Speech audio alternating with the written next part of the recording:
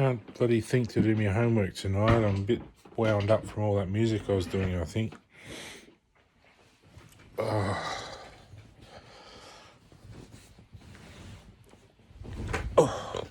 Excuse me. But I'll do my little nighttime blog. I don't know, I was just thinking about that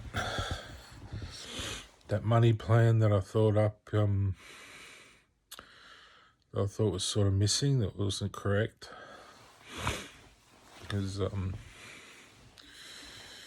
don't want it to sound weird, so I don't want to, hurt the chances that someone might take that seriously, because it's a serious, well, it's probably the most serious proposition or deposition, or what's the word, proposal, really, that the world could actually encompass or encounter, or that this one change could actually bring heaven and earth together, which is just where you're living your dreams. You're not suffering so much. I mean, heaven on earth has an element of suffering. You might hurt yourself or get unwell and need a doctor, or something might happen, but you don't endlessly suffer or torment. You're loved and comforted, and people understand their roles in society. Everything works better, That's heaven on earth. It's where everything's in harmony. And right now, when everyone's working so hard just for $1 and slaving away to this, basically some kind of Nazi invention, that really the dollar is just to enslave people, really. I mean,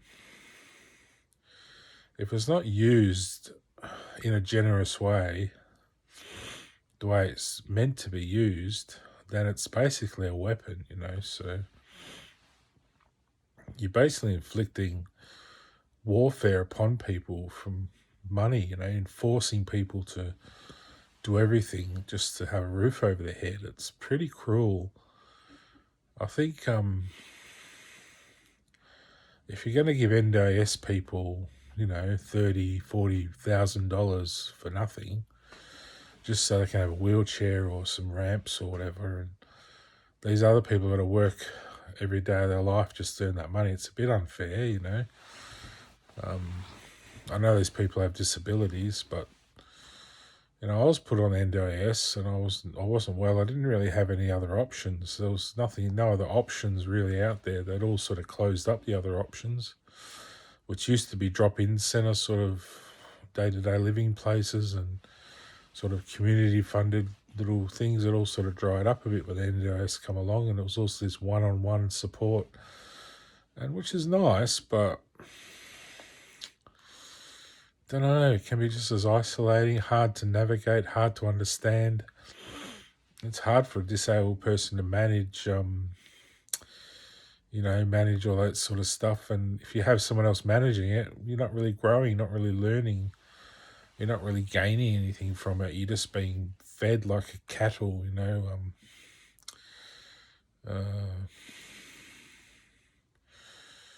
yeah, I don't know. I never really used the money.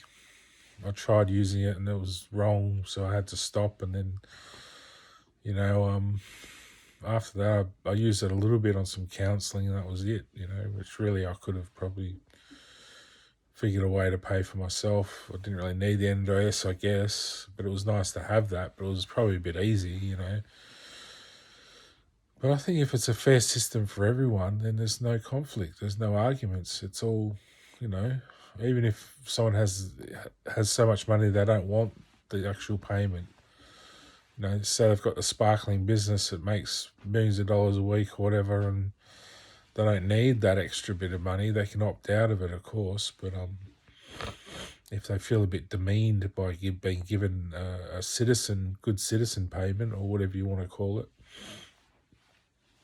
and people in jail who've committed crimes probably will get it reneged, to lose it for not being a good citizen, or which, I suppose could be hurtful.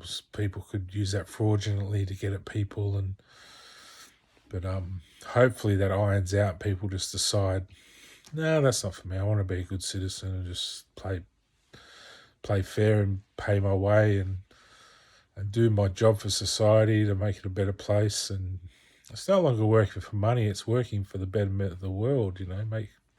Working for each other to do things for each other. And I think in the end, with that framework and that education, that you could end up just getting rid of money. You wouldn't have to have it at all after having credits and stuff. You basically, credits are a credit system. You're getting money for nothing and sort of paying it back with your taxes if you're working as well. And I suppose in a way, you're sort of paying back the things you've done wrong in society in a way with this sort of payment. You're sort of working for money to sort of be a good citizen again so you can really excel. And I mean, no one is a good citizen. I mean, we've all got faults and failings and we're all slobs and we're all, I mean, even these big strong blokes who are standing around most of the time holding a shovel, or some people, ripping off places, getting tax cuts and whatever else. Everyone's doing something probably wrong in a way.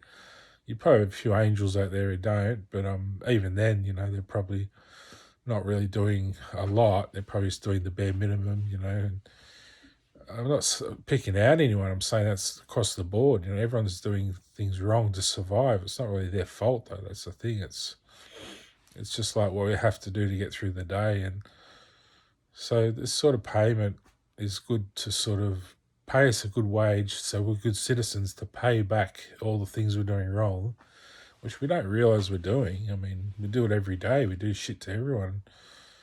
And really, we should live in a world of smiles. Everyone's smiling, and that would reflect on the animal kingdom, and we wouldn't be so afraid of animals. They could come out and they'd find us more friendly because they're scared of us, They're scared of the way we are. We're terrifying to them, So they respond threateningly. So it bleeds down into that sort of animal kingdom, and probably they'd be better in, work harder for the environment because they create the environment, the nature animals. They're the workers for the natural world animals. They're all busy doing everything. It goes right down to the grubs and bugs and ants. And if that ecosystem is happier, and you would have less venomous snakes, poisonous ants, all these things are that way to defend themselves.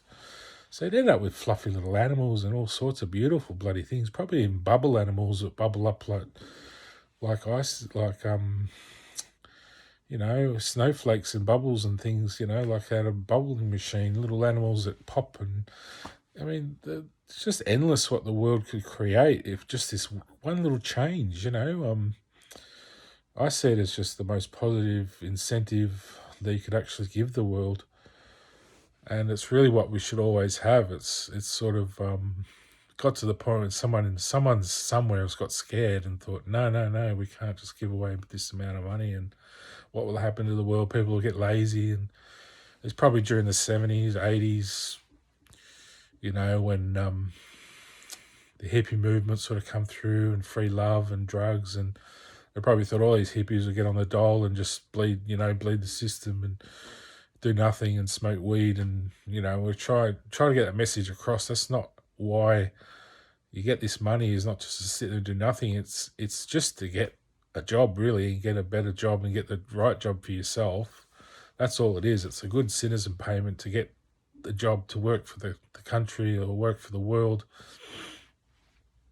and actually be productive and be a good person, and just do away with all this idea that you have to be a menacing sort of idiot or something that just goes around screwing other people over. I mean, why? Why do we want to live in a world like that? Because it's in the end, someone's going to do you over, and you're going to get hurt, and you'll end up in jail. You'll end up suffering, and we'll just keep going around and around and around and around. And I just wanted to break that cycle. I thought, I've had it with the blame game. It's everything I did. At first, I blamed myself. I said, right, it's all my fault. And then I thought, I took on the world's problems as my own. It was all my fault, everything. And I started to just put it out into categories and look at it over and over, and everything over and over and over, right back through history. I started thinking back and remembering everything through history. And I realized really it was never my fault. It was never really anyone's fault. It was just, There's probably a phase in the world that has to sort of go through a fault line and then sort of rectify it, I think.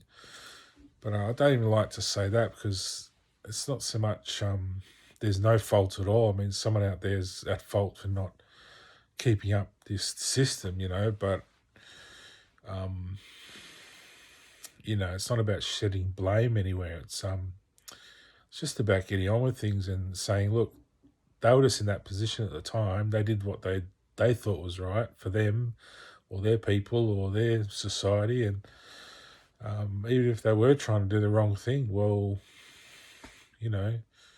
maybe it was an innocent mistake and just ignorance, really, that they couldn't see what I could see, that the world can be a better place. Maybe they just think the world's doom and gloom and that's what they accept. So I don't think it is. I think it could be a creative space where you can just keep building on what we have. We have so much here, a whole planet and a whole solar system, within reach to do what we want with. It's ours, and we can just build this whole thing into some beautiful bloody place, that we can just enjoy. And there's no end to what it can become, once you propagate all this onto another planet, like a bigger planet, like even Saturn, if we could sort of develop that into a habitable sort of world. I don't think Mars maybe for a holiday, just to check it out. Wouldn't want to live there. I mean, live in an environment where you're encapsulated in air spaces and stuff. You want an atmosphere. There's no atmosphere on Mars. But I think it was always a desolate planet. It wasn't like Earth. I don't think it was ever like Earth. But I think we probably lived there as sand people or something. So. And moving on to like Saturn or somewhere nice like that, we can develop the countryside, and I just think the species would thrive if we allowed it. If we do it right on Earth and we get it right, they'll accept that, and they'll be like, yes, let's go to Saturn. The animals will accept it because they'll know that won't be another suffering mistake that they have to go through. Because they're really suffering at the hands of us. They go through a hell of a time, even just with roads and cars and running them over. They're penned in these little paddocks, and they don't know where to go, where to migrate. They have migration routes and everything, and we're sort of doing everything around them a bit the wrong way. Like I think we should be off the ground a bit more and up in space more, and not just taking over all the habitats so much. And thinking more about moving on from Earth now, sort of having as a spaceport sort of between the new place and this old place, and even Mars as a holiday, but just for the experience, you go back to the whole Total Recall, but that was a virtual experience apparently, but yeah, don't think it'll be like that. But if you get it right, it could be a much better sort of more, you could build like a metropolis or something, or Acropolis or some sort of thing on Mars, which is more like a palace sort of city that maybe has a dome around it or something. I don't know. You could probably build a space dome around Mars and just create an atmosphere in there and have plants. And I mean, in the future, but you'd have to get Earth right. You'd have to get it perfect so the animals bless it, and you got to get the blessing of the world. To don't just try and be selfish and do it yourself for your own selfish means and try and dominate and just think, oh gee, I'm going to do all this myself and I'm going to have all the praise and it's my dream. The whole world's dream is united. It's a shared thing, but if it's not in harmony, it's just going to be all over the place. And so yeah, that's just the message I want to get across, that it's not a selfish idea, and I hope this gets out to the right people. I hope no one's trying to take it for their own credit and not crediting me for thinking this sort of thing up, because no one else was thinking it. I didn't read anything about it or anything. I just went out there and thought, there's something wrong. Why did all this happen? It was something, like we had a normal life as kids growing up. Mum and dad split up, but that can happen. But there's no need to go through this sort of grief. It wasn't just me. I saw it in a lot of people, a lot of communities, all that heroin problems and all the stuff through, the early 20s and even going back further, growing up, at school, there's heaps of problems with people, just drug problems, and you think, it's not necessary, there's unemployment and, relying on these one or two people around town for, to provide employment for everyone. And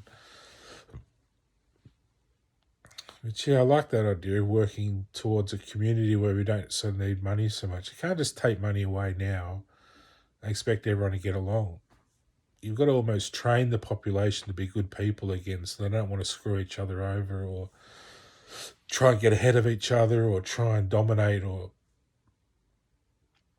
I know people are sensitive about this, but try and rule the world, because no one person rules the world. It's ruled by the total. So even the plants and animals rule the world. Without them, we wouldn't be here. So they rule our world as well, and we rule theirs. So it's not an us and them; it's a we. So anyway, that's my little rant for tonight. Hope you enjoyed and got something out of that, and inspired to help the government make the right decision. That it needs to provide some kind of living payment for everyone, because it's not just disabled or pensioners or homeless that suffer. It's everyone suffers because they're under threat all the time. They're going to lose their job and not have stable money coming in, and just that level to survive on. Like, might lose their home, or they might lose their car, or even their family, or their job, or whatever, and not have any backup. If the money's there, it should be used to support people, because population doesn't matter so much. We're probably at a quarter of what we should be on Earth.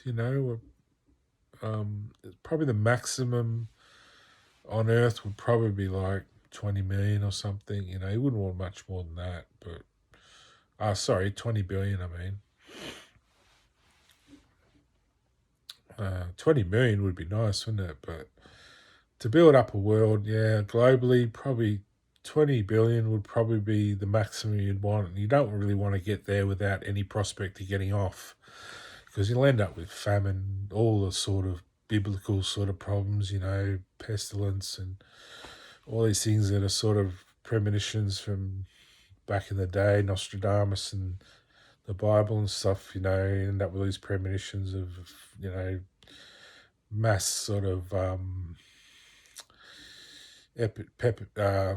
pandemics and things, like what sort of started, and whether it started by nature or humans or warfare or whatever, it still starts from nature, doesn't it? It's all coming from nature. So it's when the balance is out, that will happen. But if you have that prospect of getting off Earth, the pressure's off, you have a new planet within reach, not so far away that it kills you to get there, but just down the road, we might have another planet, whether it's Uranus, Mars, Saturn, Venus, or what's the other one? Jupiter, or wherever. I don't think Pluto's within reach, but they don't consider that a planet, which it is. It's a little one, but it's kind of like the opposite of Earth. It's like our soulmate, Pluto. So take care of Pluto. It's Earth's soulmate. So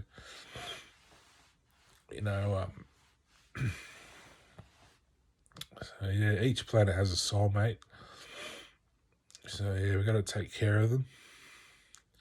Even the sun has a soulmate too. So take care of that, and when you figure out what that is, well, you take care of him. The sun's soulmate. So anyway, I'm signing off, and have a good night.